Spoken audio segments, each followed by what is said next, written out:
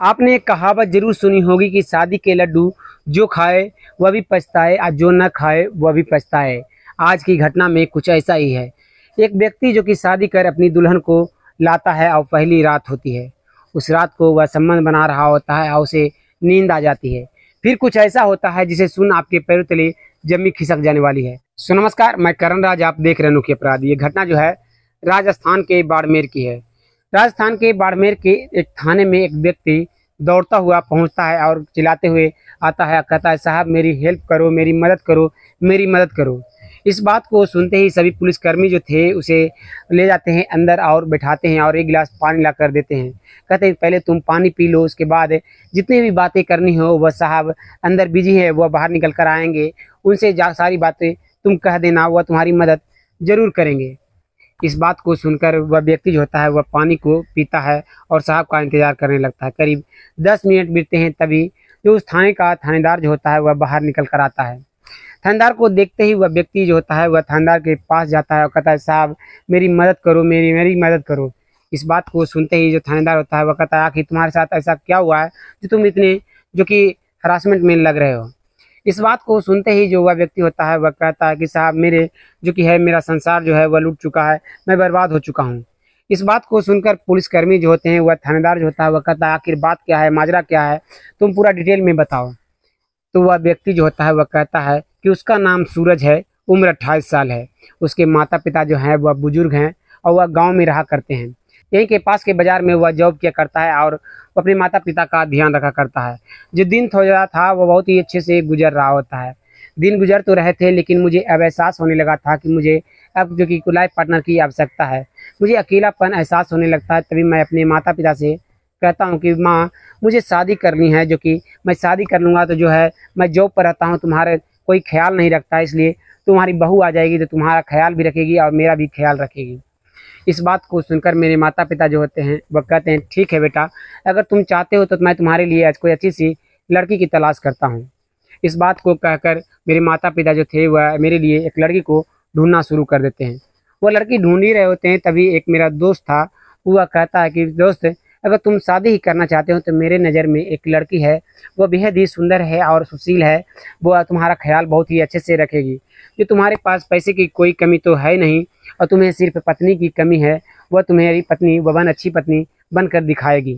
इस बात को सुनकर मैं उसे अपने दोस्त को कहता हूँ कि आखिर वह लड़की कौन है, मैं उसे मिलना चाहता हूँ। जो मेरा दोस्त है वह कहता है कल 10 बजे मैं उसे लेकर आऊँगा, तुम्हें अच्छी लगे तो बता देना, मैं उसे तुम्हारी शादी करा दूंगा। इस बात को कहते ही जो सूरज होता है वह खुश होता है और कहता है, ठीक है मैं तुम्हारा कल इंतजार करूँगा। कल सुबह के करीब 9 बज रहे होते हैं।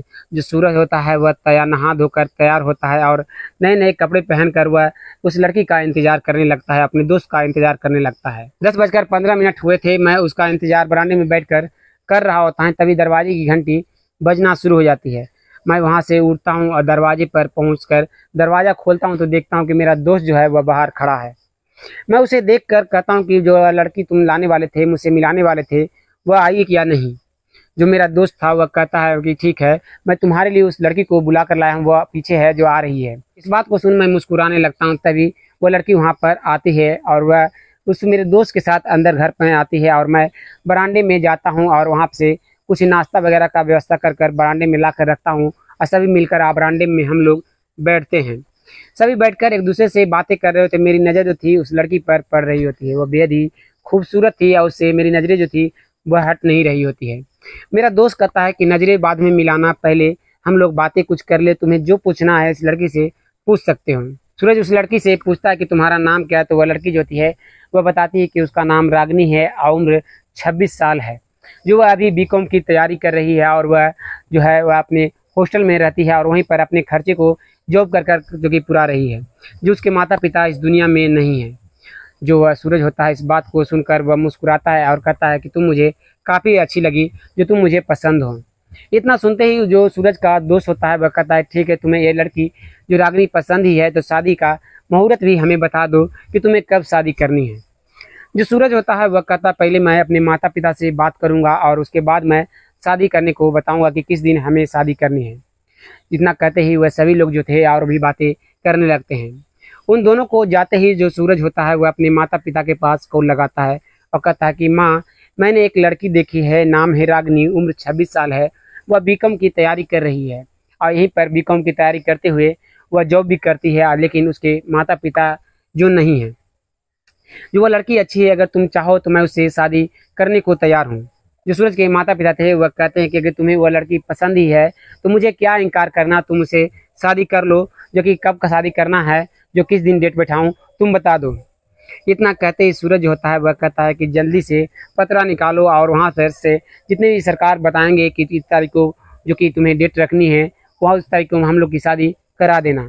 इस बात को सुनते ही उसके माता पिता जो होते हैं वे बेहद ही खुश होते हैं। 16 अक्टूबर 2023 का दिन शादी का रखा जाता है और शादी बहुत ही धूमधाम से हम दोनों की करा दी जाती है। शादी में हम सबकी फैमिली पूरी थी, लेकिन रागनी का कोई नहीं था। उसकी तरफ से सिर्फ मेरा एक दोस्त था। इस बात को सुनकर पुलिस वाले जो होते हैं वह कहते हैं, और आगे क्या हुआ, तुम्हारे साथ ऐसा क्या हुआ है। जो सूरज होता है वह और आगे बताना शुरू करता है। वह कहता है कि शादी हो जाने के बाद हम लोग जो थे वह अपने इस घर पे पहुंचते हैं। जो शादी क्योंकि मंदिर में हुई थी और मंदिर में शादी होने के बाद हम लोग घर पहुंचे, और जो मेरा दोस्त था वह अभी अपने घर को चला गया है। और मेरे परिवार में जितने लोग थे वह सभी अपने अपने घर चले जाते हैं। मैं अपनी दुल्हन के साथ अपने घर को पहुंचता हूं। मेरी दुल्हन जो थी वह अपने रूम में चली जाती है। मैं अपने दोस्तों से, वहां पर गांव मोहल्ले के जितने लोग थे सभी से मैं बातें कर रहा होता हूँ। रात के करीब 10 बज रहे होते हैं। जब मैं अपने दुल्हन के रूम में पहुंचता हूं तो मेरी दुल्हन जो थी वह बेड पर मेरा इंतजार कर रही होती है। मैं वहां पर पहुंचता हूं और बगल में बैठकर उससे बातें करने लगता हूं। रागनी जो होती है वहीं से एक दूध का गिलास मुझे देती है और कहती है, इसे पी लीजिए, तब आपके शरीर में जो कि ताकत आएगी। मैं मुस्कुराते हुए गिलास को लेता हूँ और दूध को पी लेता हूँ। एक दूसरे से हम दोनों जो थे वहाँ पर प्यार करने लगते हैं। प्यार करते हुए एक दूसरे के साथ संबंध बना रहे होते हैं। लेकिन धीरे धीरे मुझे काफ़ी ज़्यादा गहरी नींद आ जाती है और मैं सो जाता हूँ। जब मेरी अगली सुबह नींद खुलती है तो मैं देखता हूँ मेरी पत्नी जो है मेरी बगल में नहीं सो रही है। मैं वहाँ से निकलता हूँ कि सोचता हूँ कि शायद वह बरामदे में होगी। बरामदे में पहुँचता हूँ तो वहाँ पर बरामदे में भी कोई भी जो कि नज़र नहीं आ रहा होता। मैं अपने माता पिता से सभी से पूछता हूँ तो वो सभी मेरे माता पिता जो थे वह कहते हैं कि वो तो बाहर रूम से निकली ही नहीं, कि तुम बताओ तो वह कहाँ गई है, तुम्हें तो बता कर गई होगी। जो मैं था वह मुझे समझ में नहीं आने लगा कि मैं क्या करूँ, मैं वह कहाँ गई, मुझे कुछ भी समझ में नहीं आ रहा होता है। तभी मैं देखता हूँ कि अलमारी का जो है गेट है, दरवाज़ा है, वह खुला हुआ है। तो इस चीज़ को देखकर मैं अलमारी के पास जब पहुँचता हूँ तो देखता हूँ कि वहाँ पर जितने भी पैसे थे, गहने थे, वह कुछ भी वहाँ पर नहीं है। इस बात को देखते ही मैं समझ गया कि वह मेरी जो पत्नी थी रागनी, वह गहने और पैसे लेकर यहाँ से चली गई है।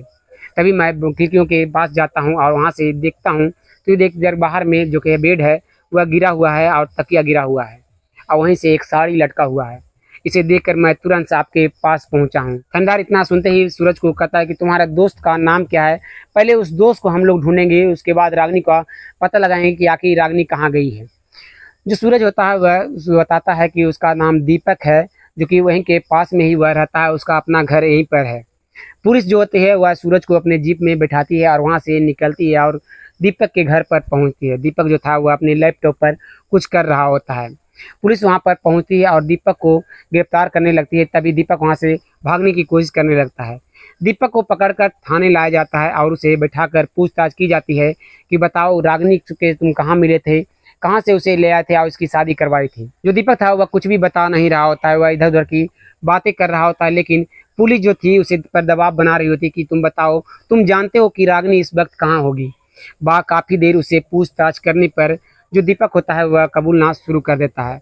वह कहता है कि वह जो रागनी है वह उसकी गर्लफ्रेंड है और उसे दोनों ने मिलकर प्लानिंग बनाया था कि सूरज के पास काफ़ी ज़्यादा पैसे हैं और उसके पैसे और गहने लेकर वह वहाँ से चली जाए और वह कुछ दिनों बाद ही उसके पास वह पहुँच जाएगा। तो पुलिस पूछती है कि आखिर रागनी इस वक्त कहाँ होगी। तो दीपक कहता है कि वह बाड़मेर के रेलवे स्टेशन पहुँचने वाली है कल सुबह 10 बजे, अभी इस वक्त कहाँ है वह मुझे मालूम नहीं है। पुलिस इस बात को सुनती है और उसे अपने रिमांड में ले लेती है। अगले सुबह का इंतजार पुलिस करती हुई रहती है कि सुबह के कब 8 बजेंगे। पुलिस भी इंतजार करती है, सूरज भी इंतजार कर रहा होता है, दीपक भी इंतजार कर रहा होता है कि आखिर क्या होने वाला है। कल सुबह के करीब 8 बजते हैं। पुलिस कभी कर्मी जो थे वह सभी विदाउट ड्रेस में वहाँ रेलवे स्टेशन पहुँचते हैं। सभी वहाँ पर घूम रहे थे, रागनी का इंतजार कर रहे होते हैं। रागनी की तस्वीर जो थी वह सभी पुलिसकर्मियों के पास थी ताकि वह शिनाख्त कर पाए कि हाँ रागनी ही हुआ है। सभी पुलिसकर्मी अपने अपने जगह पर इधर उधर घूमकर रागिनी की तलाश कर रहे होते, तभी रागिनी एक बैग को लेकर सीढ़ियों के ऊपर आ रही होती है। तभी सभी पुलिसकर्मी की नज़र उस पर पड़ती है और सभी पुलिसकर्मी जो थे वह अपनी तस्वीर को निकालते हैं और चेहरे को शिनाख्त करते हैं। शिनाख्त करते ही सभी पुलिसकर्मी जो थे वह रागिनी को घेर लेते हैं और उसे पकड़कर थाने में लाकर उसे पूछताछ करना शुरू करते हैं। दोनों को, रागिनी और दीपक को, सामने में बैठाया जाता है और उनसे पूछा जाता है कि आखिर तुम लोगों ने ऐसा सूरज के साथ क्यों किया।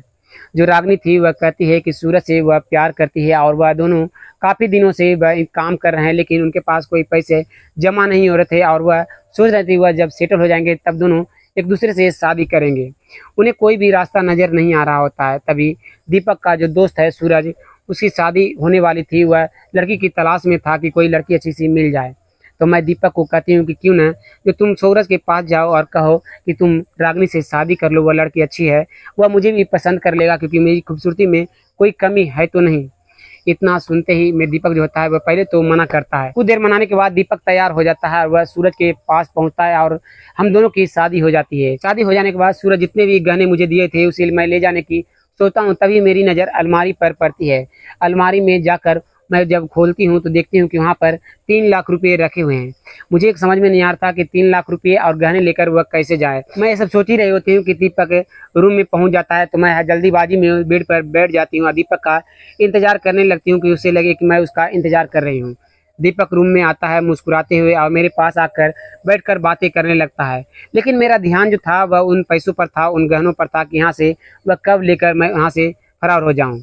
लेकिन वह दीपक जो था वह मुझसे बातें करता हुआ जा रहा था, मुझे समझ में नहीं आ रहा था। तभी मैं वहाँ पर गिलास को मैं देखती हूँ कि दूध रखा हुआ है, तो मैं उसे दूध को लेती हूँ और पहले से जो कि कुछ नींद की दवाइयाँ मेरे पास थी उसे मैं उसमें डाल देती हूँ।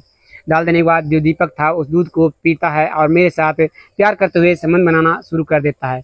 लेकिन धीरे धीरे उसे नींद आ जाती है और नींद आते ही मैं वहाँ से उठती हूँ और तुरंत खिड़की के पास पहुँचती हूँ, क्योंकि दरवाज़ा अगर खोल कर जाती तो मेरे सास ससुर थे वह बरामदे में बैठे हुए थे। मैं समझ में नहीं आ रहा था कि अब किस तरह से यहाँ से निकलूँ। तभी मैं सोचती हूँ कि क्यों ना खिड़कियों से बाहर हो जाना चाहिए। इतना सोचने के बाद मैं बेड को निकालती हूँ और दीपक को वहीं पर साइड में सोने दे देती हूँ और बेड को खिड़कियों से बाहर फेंक देती हूँ और तकिए को बाहर फेंक देती हूँ। फिर साड़ी को निकाल कर, साड़ी को बांध कर उसके सहारे मैं वहाँ से निकल कर चली जाती हूँ और दीपक के पास मैं कॉल लगाती हूँ। तो दीपक कहता है कि कल सुबह ही तुम जयपुर के लिए निकल जाना, जो मैं वहाँ पर पहुँचूँगा उसके पहले मेरे पास तुम कॉल मत करना, कभी भी मुझे पुलिस यहाँ बुला सकती है पूछताछ के लिए। इतना कहते ही मैं फ़ोन को बंद कर देती हूँ और सिम को निकाल कर फेंक देती हूँ। पुलिस इस बात को सुनती है तो रागिनी और दीपक को गिरफ्तार करती है और उन दोनों को कोर्ट में पेश किया जाता है। कोर्ट में पेश करने के बाद उन दोनों को कड़ी सजा हो जाती है। दोस्तों, इस घटना में आपको किसकी गलती लगती है? क्या सूरज की गलती थी कि वो बिना जांच पड़ताल किए हुए, बिना छानबीन किए हुए वह रागिनी से शादी कर बैठा, या फिर उसके माता पिता की गलती थी सूरज के कि वह बिना उस लड़की को देखे हुए, बिना जाने पहचाने हुए उस लड़की से वह अपने बेटे की शादी करा दिए, या फिर दीपक की गलती थी कि वह अपनी गर्लफ्रेंड से मिलकर इन सब चीज़ों को वह खेला? आखिर किसकी गलती लगती है? कमेंट में अपना राय जरूर दीजिएगा। फिर मिलते हैं एक और कहानी को लेकर, तब तक के लिए धन्यवाद। जय हिंद।